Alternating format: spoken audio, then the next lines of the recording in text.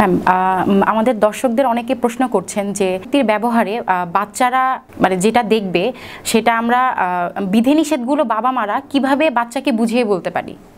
ফ্যামিলির সবাই মিলে বসে, একটা ফ্যামিলিতে একটা দুটো বা তিনটা বাচ্চা থাকতে পারে, সাথে বাবা মা, হয়তো দাদা দাদি থাকতে পারে, সবাই মিলে এক টেবিলে বসে ফ্যামিলির জন্য একটা রুলস তৈরি করতে হবে এবং রুলসটা সবাইকে মেনে চলতে হবে, স্পেশালি বাচ্চাদের জন্য।